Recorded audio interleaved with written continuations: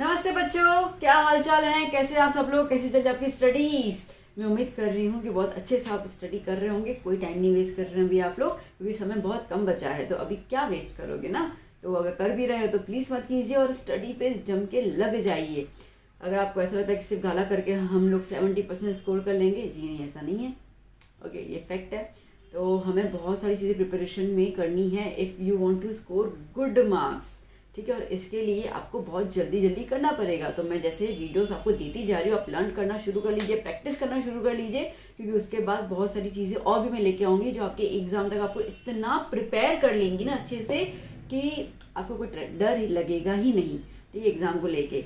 तो इसके लिए मेरे साथ जुड़े रहिए और जो जो वीडियोज़ डालती जा रही हूँ आप उसको कैरी ऑन करते जाइए, पढ़ते जाइए, और कुछ और हो तो आप कमेंट में ज़रूर बताइएगा, ठीक है। हालांकि I am trying my best कि मैं आपको मैक्सिमम से मैक्सिमम मटेरियल प्रोवाइड करूँ, वो भी बहुत जल्दी।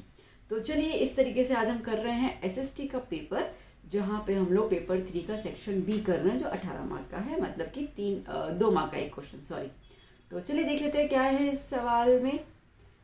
सो give information about the most Asian people belonging to the Dravidian race। ठीक है, तो द्रविडियन जो रेस थी, जो ट्राइब थी, उसके बारे में हमें बताना है। इसका और का क्वेश्चन ये है, the contribution of Dravidians in the development of the Indian culture. दोनों का मतलब एक ही है कि इंडियन कल्चर में द्रविडियंस का क्या रोल है ना। भी हम लोग जो पूजा पाठ करते हैं व्हाट्सएवर, ओके, जो हमारे कल्चर में आ चुका है, वो कहीं ना कहीं द्रविडियंस और आर्यन से तो आया ना। तो द्रविडियन से हमें क्या मिला है, तो चलो देख लेते हैं हम लोग आंसर। देखिए 2 मार्क का है तो 4 पॉइंट तो आपको मिनिमम लिखनी ही है, वो भी अच्छी तरीके से, ठीक है। तो अब सबसे पहले कि भाई originally they belong to India, ठीक है, इंडिया से ही है ये, इंडिया से ही थे ये।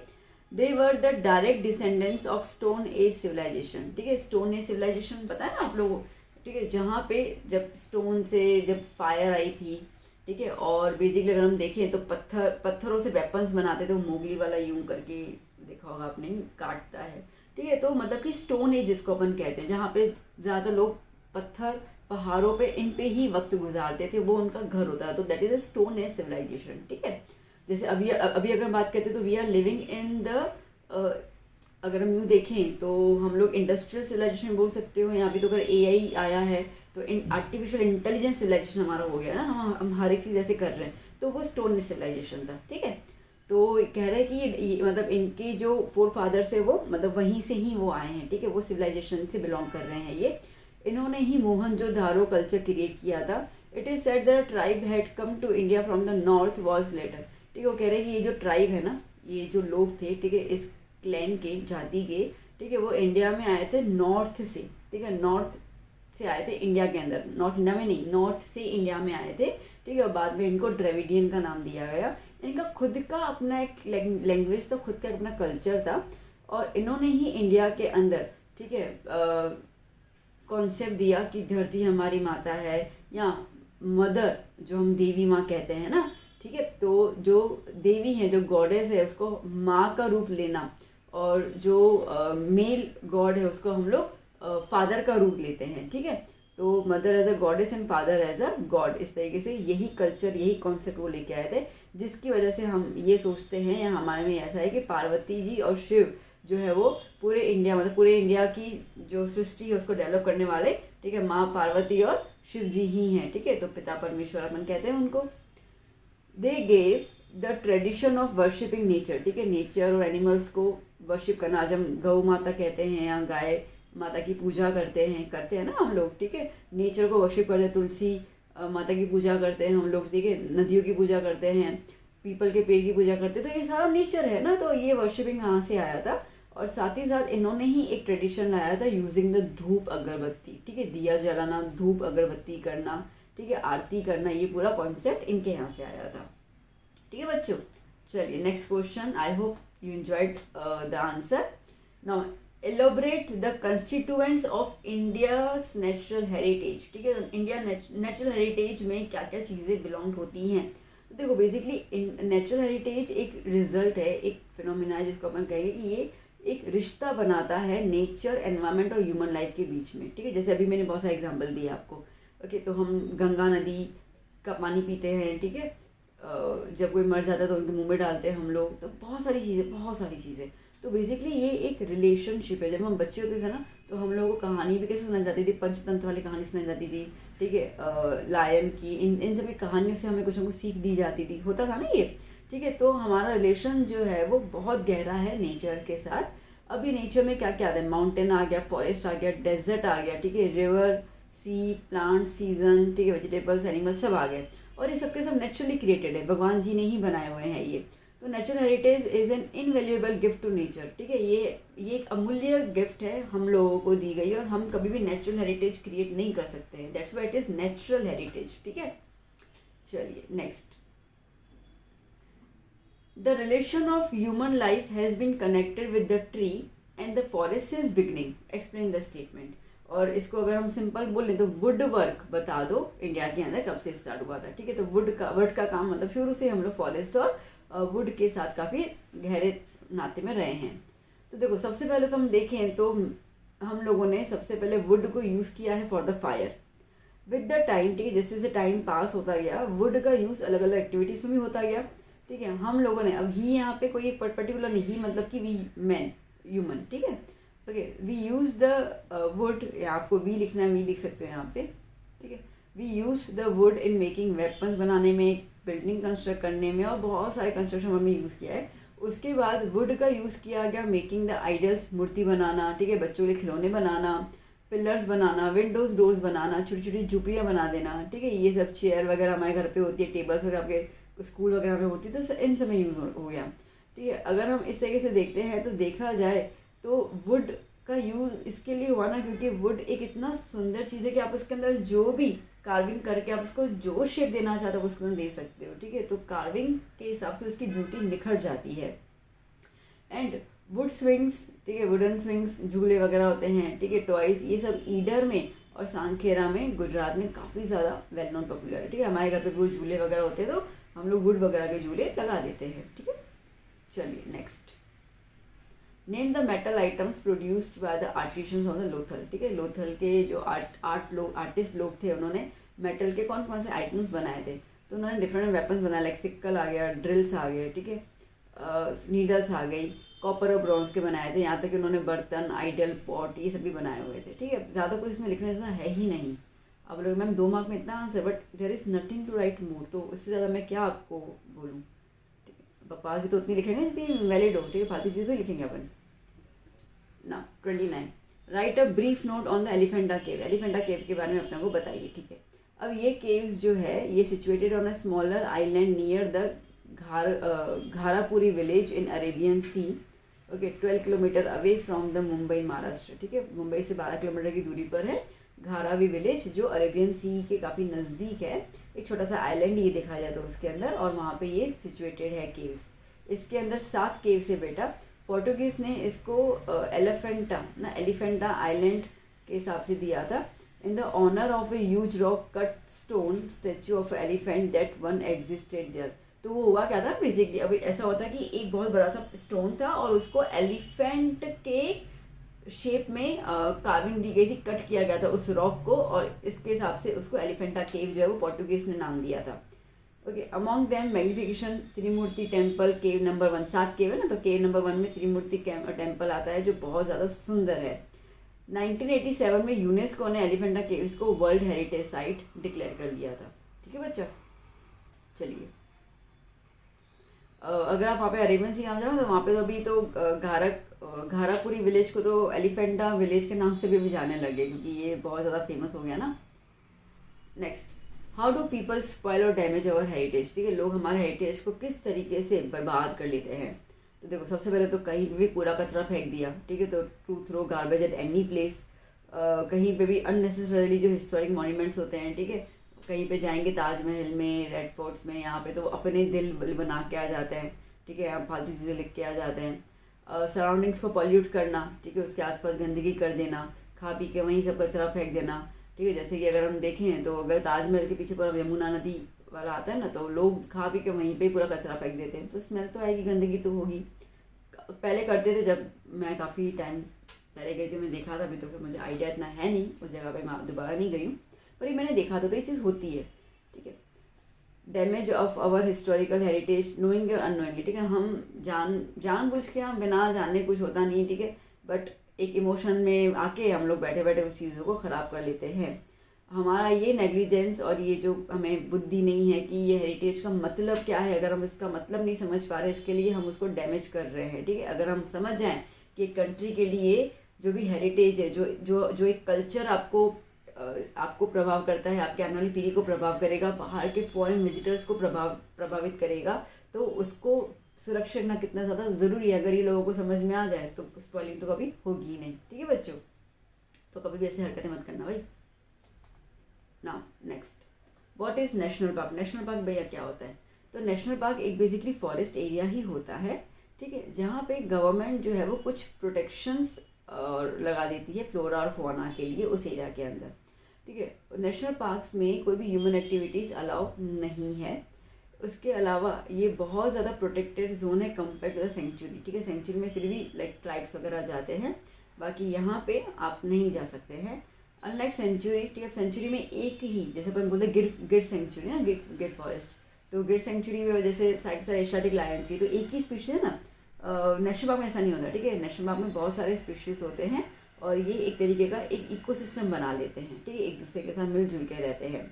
यहाँ पे एनिमल ग्रेजिंग कम्प्लीटली बैंड है, मतलब कि क्योंकि तो ह्यूमन एक्टिविटी है ही नहीं, तो गाय भैंस को लेके जाना, चारा चरा के आना, वो चीज़ पॉसिबल ही नहीं है, ओके। और ये बेसिकली स्टेट और सेंट्रल गवर्नमेंट मिलजुल के इस पे सारे के सारे रूल्स अप्लाई करती हैं।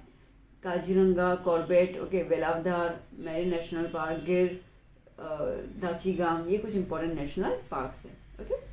चलिए next, why is there an increase in the usage of non conventional energy today. आजकल हम लोग ना नॉन कन्वेक्शनल एनर्जी को ज़्यादा क्यों तवज्जो दे रहे हैं, क्यों इतना इंक्रीज कर रहे हैं? देखो बहुत सीधी सीधी सी बात है कि जो कन्वेंशनल एनर्जी है ना बेटा, कोल, पेट्रोलियम, डीजल, ये सब, ठीक है, तो ये बहुत कम मात्रा में, क्योंकि इनको बनने में मिलियंस ऑफ ईयर्स लग जाते हैं। अब जो बन चुका वो बन चुका, अभी कुछ ही समय के लिए मौजूद है, ज़्यादा वो है नहीं, तो इसके लिए now we have to substitute to the another resources, ठीक है। अभी अगर कोल ख़त्म हो जाएगा और हमारे यहाँ पे घरों में कोल से लाइट आती है और कोल ख़त्म होगा, तो अब बताओ आप और हम क्या बिना लाइट के जी सकते हैं क्या? अब वो चीज़ पॉसिबल है कि भाई शाम को अंधेरा हो गया तो कोई नहीं, खाटले पे बैठ जाओ आराम से, ठीक है, और चिट चैट करो। अब वो ज़माना नहीं है ना, वो पहले था तो चल जाता था, अब वो तो है ही नहीं, तो क्या करेंगे? तो इसके लिए हमें फटाफट से ऐसे कुछ रिसोर्सेज ढूंढने पड़ेंगे, ठीक है, जिसमें से एनर्जी अपन निकाल पाएँ और हम लोग जिसको हम कहेंगे नॉन कन्वेंशनल। कन्वेंशनल होता है कि ट्रेडिशनल मेथड, अभी हमें बिना ट्रेडिशन में जाना है, तो यही एक मेन रीज़न है। तो आइए देख लेते हैं अपन। कोल और मिनरल ऑयल जो है वो कन्वेंशनल है, but they are non renewable resources, ठीक है। इसके लिए वो एक लिमिटेड क्वांटिटी में अवेलेबल हैं और एक न एक दिन एग्जॉस्ट मतलब ख़त्म हो जाएंगे। ये प्रॉब्लम से हटने के लिए, टू ओवरकम दिस प्रॉब्लम, ठीक है, वर्ल्ड ने मतलब दुनिया भर के साथ यही प्रॉब्लम हो रही है, ठीक है, उन्होंने कंजर्व करने का कुछ तरीका बताया है और साथ में ये बताया कि हमें इसका अल्टरनेट ढूंढना पड़ेगा, ऑप्शन ढूंढना पड़ जाएगा। तो एज ए रिजल्ट हम लोगों ने अल्टरनेट सोर्सेज ढूंढे, जैसे कि wind energy, solar energy, biogas, tidal energy, geothermal energy, वो अपन ने ढूंढे हुए हैं, क्योंकि एक तो ये रिन्यूएबल है, रेप्लेनिश होते रहते हैं, और we could say they are inexhaustible, कभी ख़त्म नहीं। सन एनर्जी, सोलर एनर्जी कहाँ खत्म, सन तो जब तक मतलब सोलर सिस्टम है तो वो तो रहने ही वाला है ना, बिना सन के तो कुछ हो नहीं सकता, ठीक है। हवा कभी ख़त्म नहीं होगी, तो ऐसे कुछ एनर्जीज़ को हम लोग यूज़ करके उनमें से हम लोग जैसे इलेक्ट्रिसिटी वगैरह पर फॉर्म कर सकते हैं। बहुत सारी कंट्रीज़ ने तो इनका यूज़ करना भी शुरू कर लिया, जैसे US, Russia, France, Canada, Australia, ठीक है। इंडिया के अंदर भी 1981 में एक कमीशन बनाई गई थी, commission for additional source of energy, जिसको हम लोग केस कहते हैं, कि भाई आप देखो, आइडेंटिफाई करो और रिन्यूएबल रिसोर्सेज को ढूंढो। गुजरात के अंदर घेरा, गुजरात एनर्जी डेवलपमेंट एजेंसी, ठीक है, ये इस डायरेक्शन में काम करती है, ठीक है बच्चा। चलिए next, classify the metallic minerals. Metallic mineral classify करो। देखो मिनरल्स तो बहुत सारे, और मिनरल्स को क्लासीफाई करने के लिए we have the metallic, non metallic और एज अ एनर्जी रिसोर्सेज, ये 3 टाइप के आते हैं। इन्होंने कहा कि इससे मेटेलिक को ही करो, तो अपन मेटेलिक की आपका फ्लो चार्ट रेडी है। तो मेटेलिक में हमारे पास एक आता है प्रीशियस मेटेलिक, दूसरा आएगा लाइट मेटेलिक, तीसरा आएगा कॉमन पर्पस के लिए, और चौथा आएगा अलॉयस के लिए यूज़ करते हैं। प्रीशियस में गोल्ड, सिल्वर, प्लेटिनियम, सीधी सी बात है। लाइट हल्के फुल्के मैग्नीशियम, बॉक्साइट, टाइटेनियम, ठीक है। जो हम लोग कॉमन ज़्यादातर यूज़ करते हैं, iron, copper, lead, zinc, tin, nickel, और जो अलॉय के तौर पे यूज़ किए जाते हैं क्रोमियम, मैंगनीज, टंगस्टेन, टंगस्टेन आएगा यहाँ पे एन, और वैनेडियम। ठीक है, वैनेडियम की स्पेलिंग गलत है, वैनेडियम। ठीक है बच्चों, चलिए नेक्स्ट। अब इसी का ही एक्स्ट्रा क्वेश्चन है, state the uses of manganese, manganese के यूज़ बता दो। तो मैंगनीज अगर हम देखें तो ये बहुत इंपॉर्टेंट मिनरल है, specially for the steel and iron industry. तो इसका एक यूज़ तो यही हुआ कि स्टील और आयरन इंडस्ट्री के लिए यूज़ किया जाता है। दूसरा अगर हम बात करते हैं तो केमिकल इंडस्ट्री में यूज़ करते हैं for bleaching powder. Bleaching powder हो गया, इंसेक्टिसाइड्स हो गया, मच्छरों को मारने की दवाई होती है ना, काला हेटी है वो, उसमें यूज़ किया जाता है। ड्राई सेल्स जो बैटरी आती है उसमें यूज़ करते हैं, और टाइल्स बनाने में यूज़ करते हैं। लेदर इंडस्ट्री में, ग्लास इंडस्ट्री, मैच बॉक्स, तीली, माचिस की तीली, फोटोग्राफी, चाइना के यूटेंसिल्स, और कलर्ड ब्रिक्स। आजकल आपको पता होगा ब्रिक्स दीवार पे लगाए जाते हैं, कलरफुल ना, ईट नॉर्मल नहीं, कलर्ड वाली। तो इन सब के लिए यूज़ किया जाता है। मैंगनीज को अगर आप आयरन के साथ यूज़ कर लो ना, ठीक है, तो वो बेसिकली बहुत ज़्यादा फ्लेक्सिबल और स्ट्रॉन्ग हो जाता है। मैंगनीज स्टील, मैंगनीज से जो स्टील बनता है वो बहुत ज़्यादा स्ट्रॉन्ग स्टील माना जाता है, और ये मशीन्स में यूज़ करते हैं, स्पेशली वो मशीन जो रॉक्स को, पहाड़ को तोड़ने के लिए काम आती है, और साथ ही साथ ग्राइंडिंग मशीन्स के लिए भी।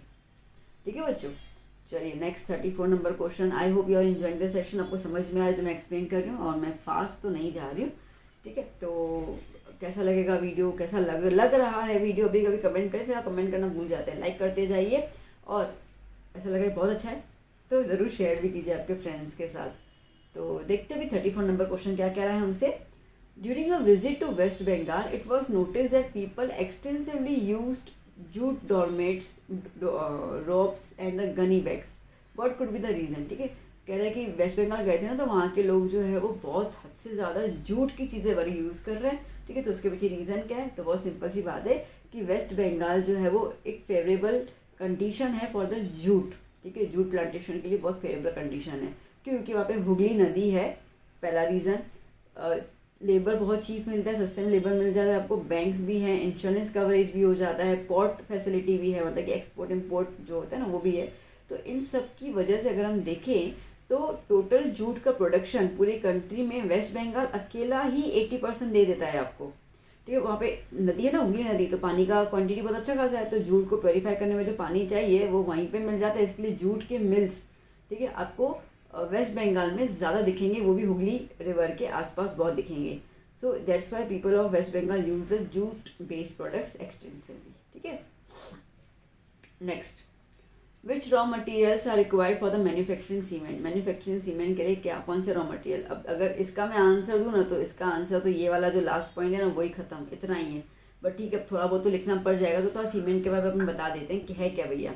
तो सीमेंट एक बेस मटेरियल होता है। ठीक है, आप दीवार बनाओ, घर बना दो, ब्रिज बना दो, कुछ बना दो, उसके लिए सीमेंट तो चाहिए ही चाहिए। ठीक है, इंडिया जो है वो चाइना के बाद सेकंड नंबर पे आता है for the cement production, and India produces about 6%। ठीक है, पूरे वर्ल्ड सीमेंट प्रोडक्शन में इंडिया 6% जितना कंट्रीब्यूशन देता है।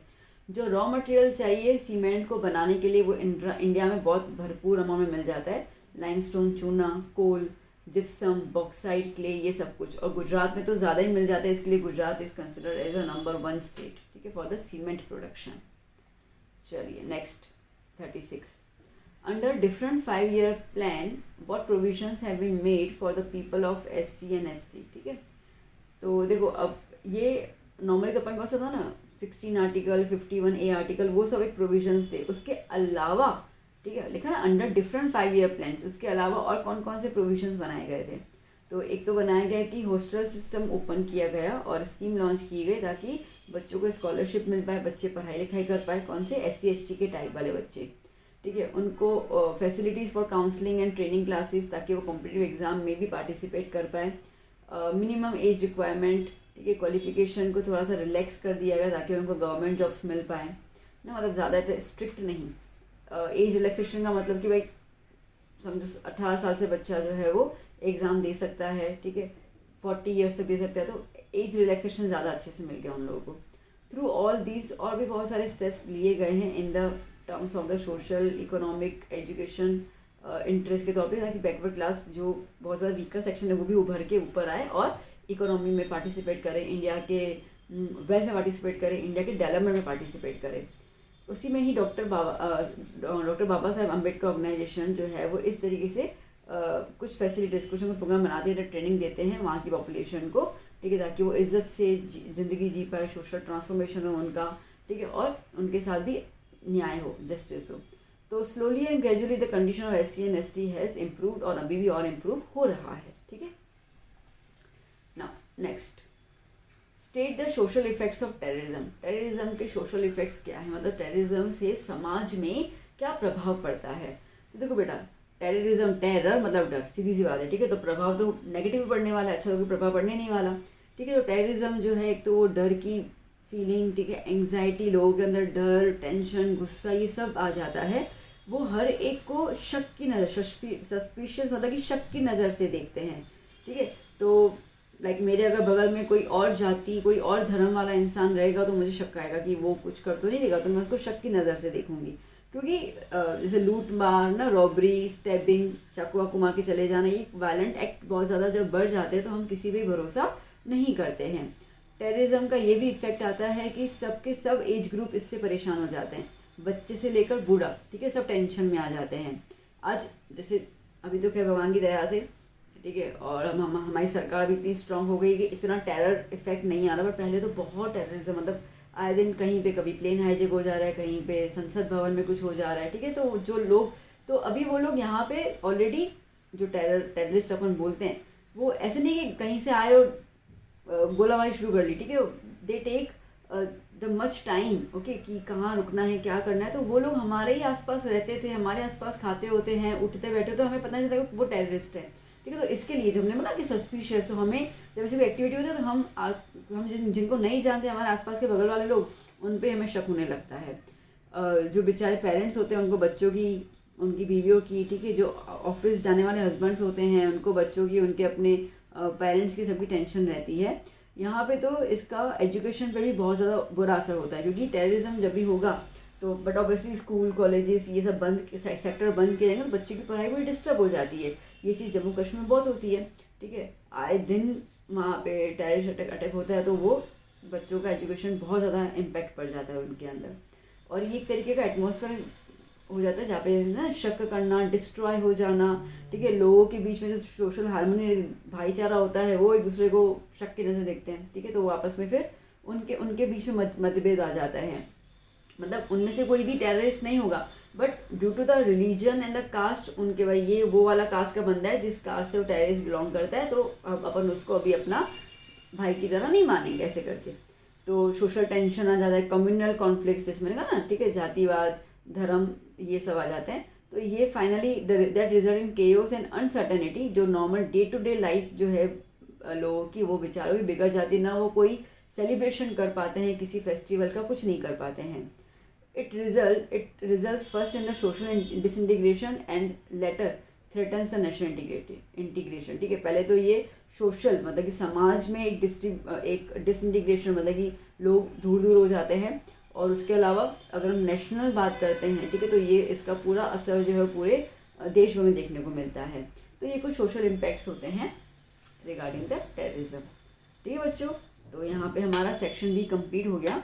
तो मैं उम्मीद करती हूँ कि आपको ये सेक्शन समझ आया होगा, अच्छा लगा होगा, and you find the answers वर्दी।